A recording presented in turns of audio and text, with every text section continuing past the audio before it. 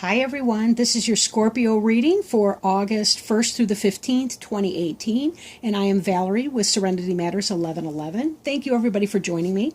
I did do some shuffling before I started the camera, but I will do a little bit more just to get into the groove, to check in with your energy. I'm excited to be working with my new Witches Tarot deck. I think the artwork is really, really beautiful in here. And so far, I've been enjoying it a lot, doing these new readings. Please note that this reading will not resonate for everyone. It is a general reading, and therefore it will not necessarily apply to every person who views this who's a Scorpio, Sun, Moon, or Rising sign. With that, we will shuffle and get going.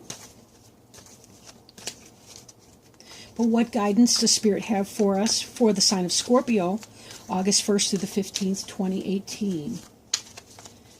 Please help us in providing wisdom and guidance today.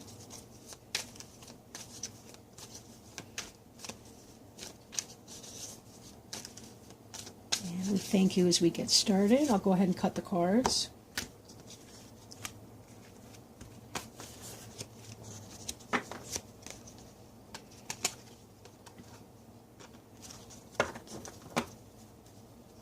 Okay.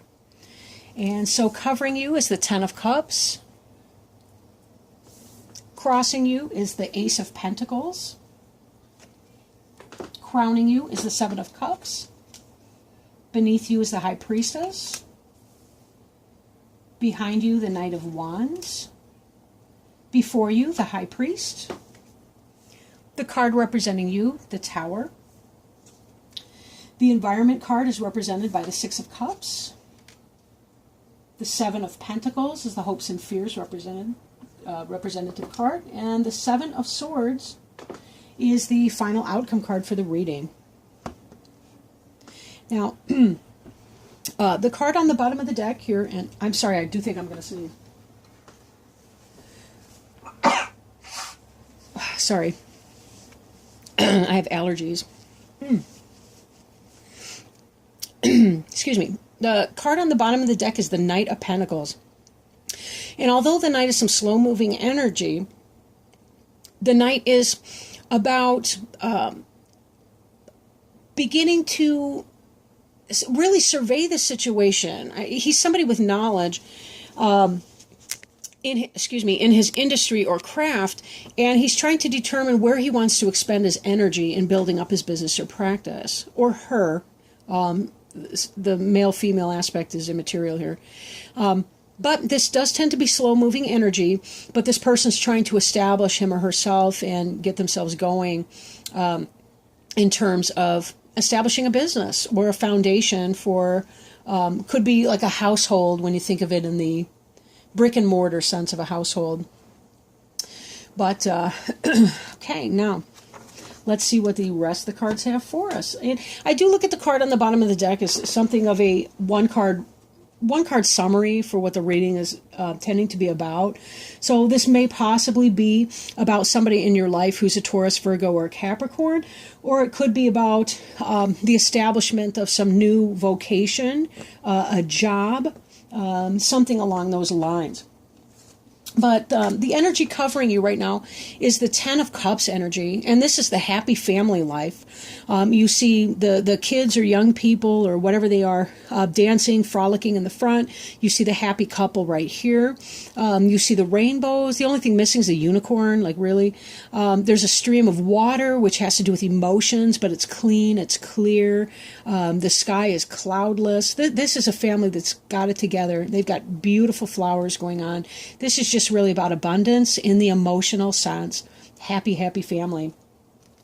And then the energy that's coming into play right now is the beginning of a new business pursuit. Again, we saw some of that reflected in the Knight of Pentacles card where this piece was coming in. This is about the beginning of a new business venture or enterprise. This is the start of a new job, a new business. This has to do with growth. This could do with some of you were expecting. This could be about a new child. This could be just something on the earth plane, the material level. And again, the pentacle suits have to do with Taurus, Virgo, or Capricorn. So definitely the start of some new business or enterprise.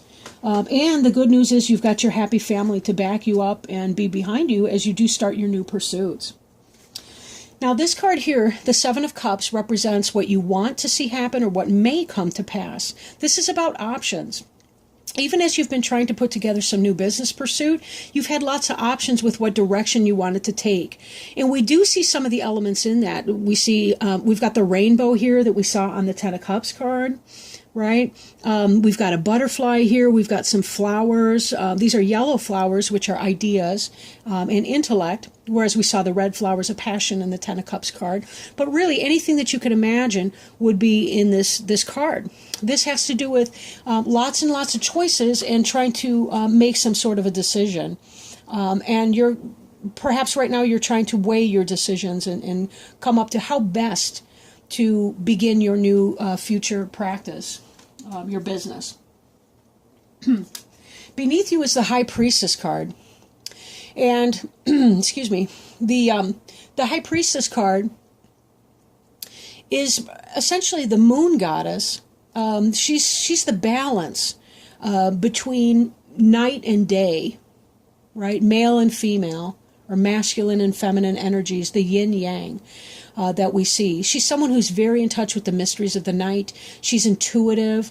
This is the sign of Scorpio right now. You guys are naturally very intuitive.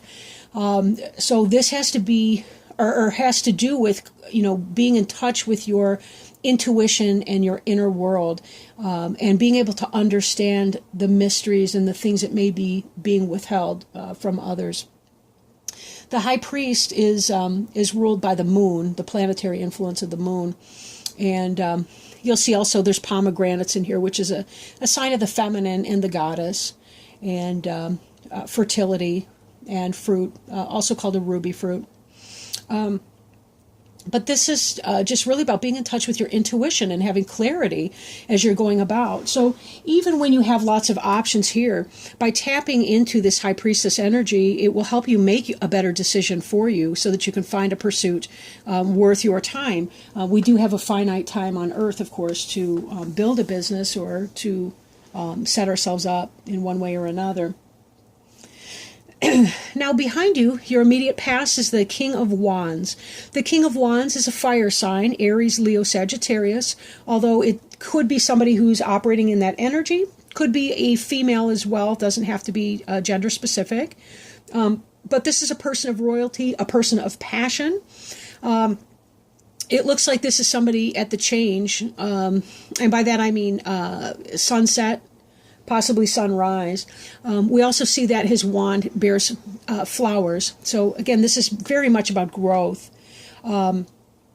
This is an element in the past. If this represents you or an activity and less of a person in your past, this King of Wands could be about having made a success of putting your passions forward into some sort of a business pursuit. And I wouldn't be at all surprised, because these are going to be the things we feel passionate about. And it could have been this King of Wands energy that brought you to the place of this Ten of Cups, happy family energy. Because really, this is about passion. This is about fertility. This is about abundance, but also making manifest the things that we really want to. Very Kundalini energy we see with this red, this color red. It has to do with the life's blood, the life's force, and taking our unique energy and being able to manifest that in some meaningful way. And the king has mastered that element. He's not somebody who is still trying to figure it all out. He's somebody who can take his passion and manifest it into something lucrative and solid. And again, we see you with the Ace of Pentacles energy coming in here. So something you have done very positively in that way is becoming manifest now. Again, I apologize for the throat clearing. Now, in the future, this is the High Priest card. For some, the High Priest can indicate a marriage of a sort, but he also has to do with doing something in a spiritual way. Many of you Scorpios will be taking your passion and incorporating a spiritual presence in that for you. So if you have some kind of faith or religious belief system, it may be the case that you are applying that in your practice. example, if you're a therapist, it would be perhaps you become a Christian therapist or something like that. I can't think of another example, but really where you incorporate your spirituality into your day-to-day world. He's kind of the bridge piece, if you think about it, between the lay people that might attend a church and God. That influence. He's the symbolic representation of that. And when we become the high priest, it really is where we live our lives at the intersection between the divine and the material manifestations. We may be living in the world, we're of the world, but we're not really in it in some kind of a sense. We infuse our day-to-day goings on with spirituality. And of course, this can have to do with organized religion or finding people of a kind with you, finding your home group, so to speak, or finding your homies, like-minded individuals, and so on. Now, excuse me, the card representing you is the Tower card. The Tower has to do with destroying things of the ego, things that are built on a false dream, ego and pride, right? And to find some kind of a meaning in that, to say we've been going out with somebody who's not necessarily the best person, but they have status, wealth, good looks, and therefore we're with them, but it's really not a positive thing, and then, they dump us. This is kind of like the environment. That was just an example, whatever. But this is about if we don't make the change that we need to make when we're ready to make it, the universe will do it for us. This is about learning a karmic lesson and leaving that behind. And this high priestess energy here is telling me that you know what that is. This means that you know what that is. Or this high priestess could be the one that's forcing that karmic lesson on you if that high priestess represents a person. So this is about, and when we bring it into play with the high priest, this is about saying, I can't do the same ego-based trip that perhaps I've been doing in the past, or maybe I'm working, I've got to do something that ties my spirituality in with my day-to-day grind, right? And if we were, say, with a company professionally and it wasn't suiting us, this is us saying, I got to leave this place. I gotta reset. I got to get out of this place. For some, it could be divorce. It could be leaving a job or getting fired, what have you. But there are good cards here to tell you that you do have the guidance that it takes. You are going to be starting a new material pursuit. So if that had to do with a business endeavor, you're going to find a much, much better endeavor right now. The Ace of Pentacles is clear on that. That's a beginning of a financially successful thing, something of the earth that is successful. And when you incorporate your spiritual beliefs into whatever it is that you do, you will find that you're no longer operating in this painful tower energy, which really can be a destructive force given enough time. Now, the environment card is the Six of Cups card. The Six of Cups, what a beautiful card. I love this. This has to do with people coming in from your past, friends from childhood, friends that you feel safe with, friends from your youth. This could be about you and your inner children playing. And this, for some, they say it has a soulmate component to that. But definitely, I think of this card for soulmates as kind of in the broadest sense, unless it's brought out with, say, the Two of Cups and the Lover's card all at once. But think of your soulmate family. Like, who are the people that make you feel the safest and most comfortable? And those would be this people here. Look at, there's a lot of water being drawn from the well, right? This is about emotional fulfillment, roots and connection to the past. We can see the stream off yonder. And here we have these beautiful blossoms within these cups. So this is really about the fruition of love amongst our best and closest, nearest and dearest friends. So what a great card. The hopes and fears here, the Seven of Pentacles, this is the energy of waiting. We've planted the seeds, we've done everything that we need to do, and we're waiting for that harvest. Sometimes it's really, really hard to wait, and we're not really sure that what we're going to get is what we wanted to get. If you think about it, say you planted tomatoes and you're not sure that you planted the right kind, or maybe they're not going to taste very good, or whatever the case may be. There's something of that in this as a fear, but what you really are hoping for is a great fruit, a great harvest. And this is, again, this kind of ties in. We saw another 7 over here, right? We saw another 7 over here, and it's kind of looking at, of the different things that you've planted, which ones of these are going to come to harvest and bear beautiful fruit. So, oops, putting those back opposite. Now we have a third 7, which is interesting. This one here, and I wonder if this is, I don't wonder, I mean, this is going to be tied in with your Tower energy here. This person's a thief, right? They're a thief, they're a player, they're doing something, right? Now this guy, look at the smirk on his face, if you can see it, right? He's somebody who has stolen from the people in the tents down here. He hasn't gotten away with everything. He's left a couple swords back here, but he's shoving these in his cloak or his over-the-shoulder bag, whatever that is. But you can see the tips of the blades sticking out back here, like he's showing his tail. And that's again symbolized over here with the 2 that have been left behind. There are clues and evidence that this person's not playing you right. This guy has shifty energy. I don't like it, right? He's stealing, he's sneaking under the tents to steal. Maybe he's a player, a cheater, something like that. But just be very, very careful that whoever you let in is in your best interest. Use your intuition to guide you on your hunches, and you certainly will see this negativity from this person. He's also disarming these people, and his smile is part of his disarmament plan, but he's leaving these people with no defenses against things which would harm him, which could include wild animals or any other thing in this depiction. But this has to do with the Tower card. Maybe there's somebody that you trusted in or believed in, and this person is not doing you right. And you were hoping, but you put your energy into a karmic relationship or situation instead of a true soul situation, a soulmate or soul-based positive situation.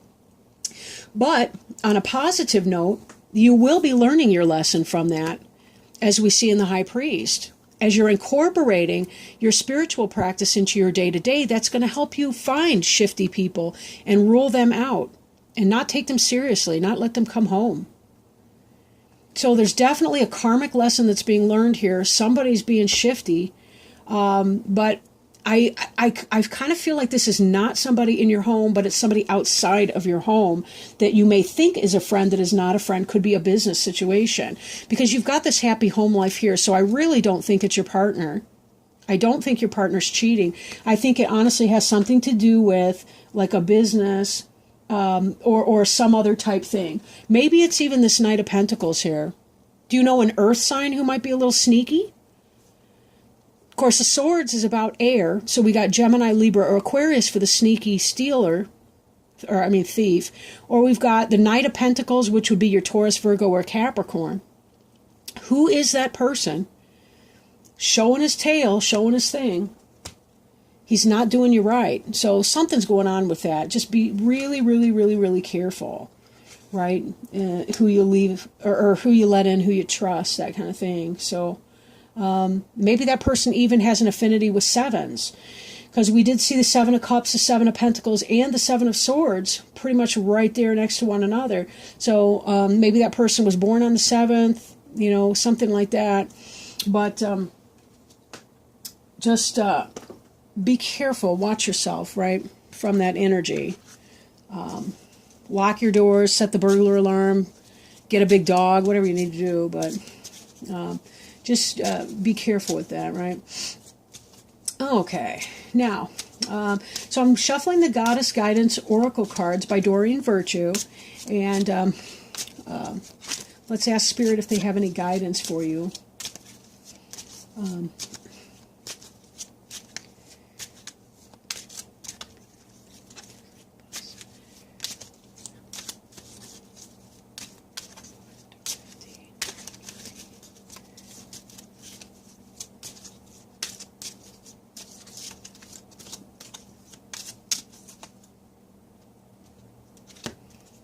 Okay.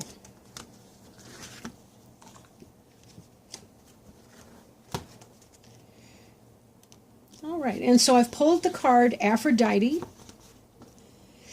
and the front of the card says Inner Goddess, and awaken the goddess within you through dance, self-care, and appreciating your divinity. Message from Aphrodite. Allow your inner feminine wisdom and dynamic beauty to rise to the surface. Cherish its power and meaningfulness. No matter whether your physical body is male or female, you have an inner femininity that nurtures you and guides you with its intuitive principles. Now is the time to become aware of, take excellent care of, and celebrate your magnificence. The various meanings of this card include balance your male energy with more female energy, take steps to heal your sexuality, enjoy being feminine, dance more often, be receptive. In relationships, allow your softer side to come forward.